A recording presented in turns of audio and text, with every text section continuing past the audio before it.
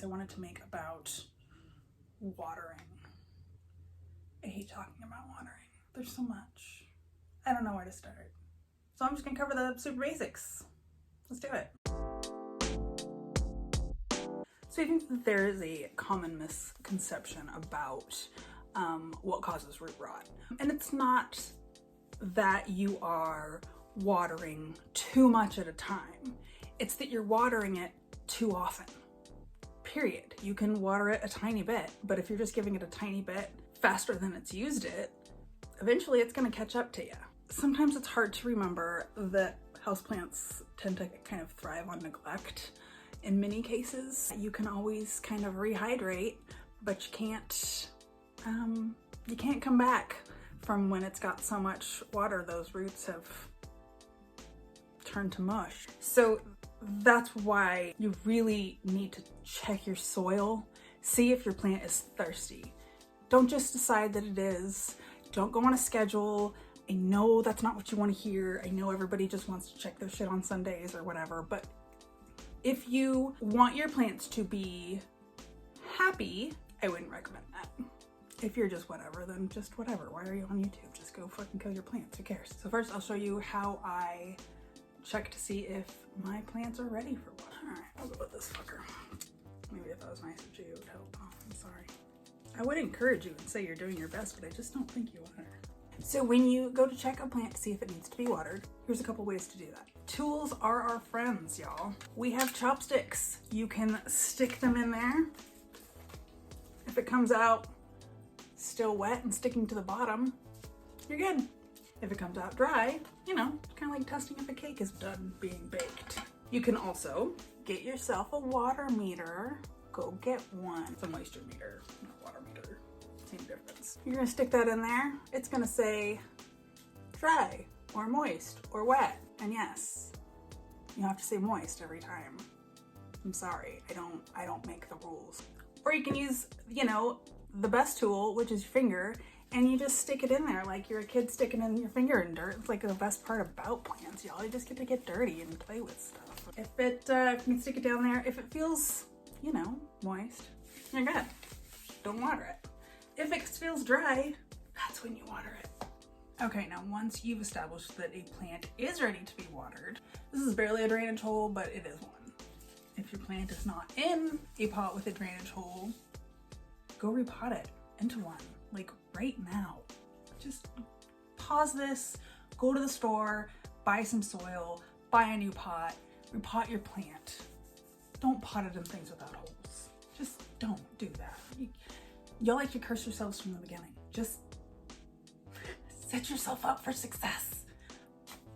Pots need holes. Got it, okay. You want a drainage hole because when you water a plant, especially one that's quite thirsty, like a calathea or another asshole like that, you want to really, really water it.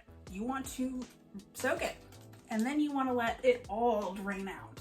And you want to let it continue draining out until nothing is draining out anymore, and then you want to put it away. I keep these on top of a pebble tray, which makes it actually really easy when I'm watering because I just water it and then I just let it drain out into its pebbles, and it saves us both. Well, it saves me time. It doesn't save it anything because it's a plant. This is the water that I always use. This is rainwater mixed with a little bit of natural fertilizer. It's liquid earth, concentrate. It's a multitude of animal byproducts. So, but the plants love it. I also want to point out that my plants are bougie. This is super unnecessary. I just do it because I like to. For the most part, plants are gonna be okay with whatever water you give them.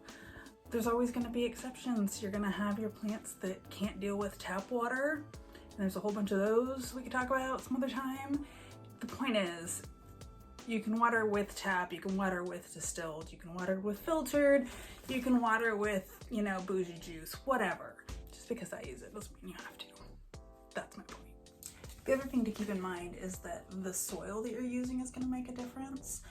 If you're using, you know, more coir or peat-based designed to hold more moisture, that's gonna need watering less often than a super fast draining like succulent soil. So keep that in mind. If you've got really well draining soil, which is always beneficial, you're probably going to want to check your soil more often, and vice versa. You know, if you've got a denser soil, then you're probably going to get away with a little bit less often, unless it's a super thirsty plant. Get a basic idea of what your plant in particular wants, and then try to meet that. And that goes for everything, watering included, which means you need to find out what it needs. I know. But if you want your plant to be happy, it's gonna need to look it up. Or ask me. Book a little Zoom with me and we'll talk about your plants and I'll help you. So I know there's a ton of watering specific questions you may have. I would love to hear them because that would help me. I don't know where to start, so just, you know, shoot me some questions and I'll do my best. All right, well, there's a very short sum up of a very big theme. Try not to overwater your plants. Leave them alone. Don't water them unless they need it. That's about it. So this plant bugs the hell out of me. I'll see y'all later. Bye.